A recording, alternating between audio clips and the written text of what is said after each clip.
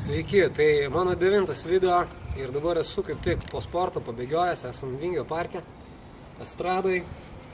Ir čia yra vienas iš pliusų, ką davė man šitas pokerio iššūkis, kad tiesiog kiekvieną dieną reikia sėdėti kazino nuo vakaro iki nakties ir sėdimas darbas, tu visas toks labai, nežinau, negerai kūnui, negerai figūrai, tai dėl to pradėjau sportuoti kiekvieną rytą, pradėjau bėgioti kiekvieną rytą ir va dabar po savo rytinio prabėgimo Vingio parke įrašas yra ir pradėjau žaisti futbolą už komandą sekmadienio lygoj, tai bėgioju su kamuoliu, atidirbinėjau techniką, gal pavyks taip, kad išleis ir mane į pagrindinę sudėtį, gal užsitarnausiu.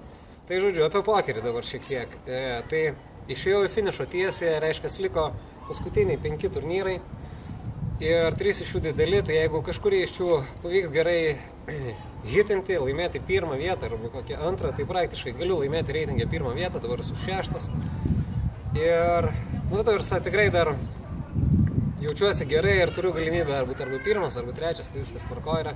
Bet šiandien norėjau pašnekėti šiek tiek kitą temą, ne tiek apie tą pokerio žaidimą, kiek apskritai apie patį pokerį. Ir aš kaip rinkausi pokerį, kaip pokeris atsirado mano gyvenime. Aš pas pokerį žaidžiu turbūt nuo vaikystės, bet niekada tai nebuvo rimta ir nebuvo kaip pagrindinis pajamų šaltinis.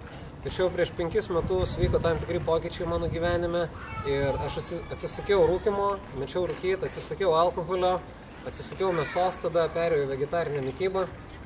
Po to grįžau, aišku, nuo to, bet buvo daug pokyčių ir vienas iš pokyčių buvo rinkausi savo svajonių darbą, ką aš norėčiau veikti gyvenime.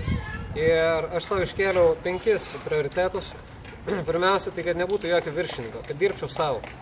Antras dalykas tai buvo, kad galėčiau dirbti kada noriu. Reiškia, kad turim draugų, balandžiai atėjo. Reiškia, kad nebūtų laiko, reiškia, galėčiau dirbti kada noriu. Ir trečias dalykas, kur noriu, kad nebūčiau pririštas prie vietos, kad galėčiau išvažiuoti prie ežero dirbti, galėčiau išvažiuoti į Ispaniją dirbti. Tai 3 dalykai. 4 dalykas, kad būtų konkurencingumas, reiškia, labai nenoriu darbo, kur tu netobulėjai, kur tu išmoksti ir kartoji.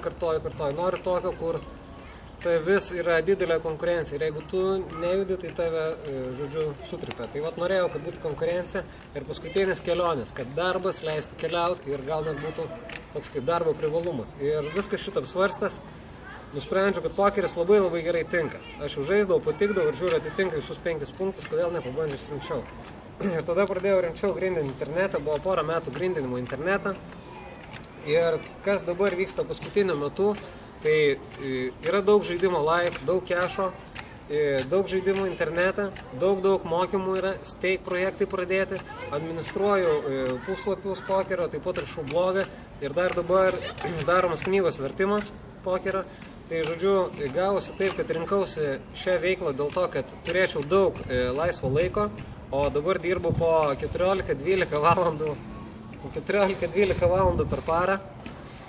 Ir tarsi, kad kažkaip dabar paskutiniam dienom pamačiau, kad, reiškia, užmiršau visiškai savo tą esmę, kodėl aš pasirinkau pokerį. Aš pasirinkau pokerį, kad galėčiau mažai dirbti ir daug turėti laisvo laiko. O dabar aš daug dirbu, turiu pinigų, viskas gerai sekasi, bet turiu mažai laiko. Ir kažkaip galvoju, kad, turbūt dabar bus biškių pokyčių. Tai dabar atsisakiau steik projekto, paleidau visus.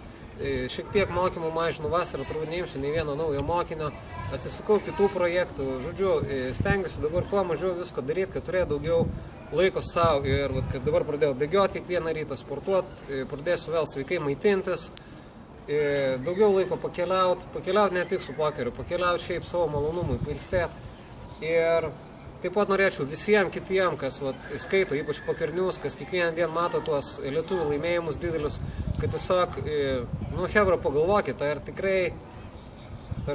tikrai renkatės pokerį dėl to, kad jums patinka pokeris ir norit grindinti tenai po 10 valandų, 6 dienas per savaitę, nes jeigu norit daug pasiekti, norit uždirbti daug pinigų tiek, kiek uždirba top Lietuvos žaidėjai, tai hebra ten tikrai atiduoda visą save, ne vienus metus ir labai daug dirba.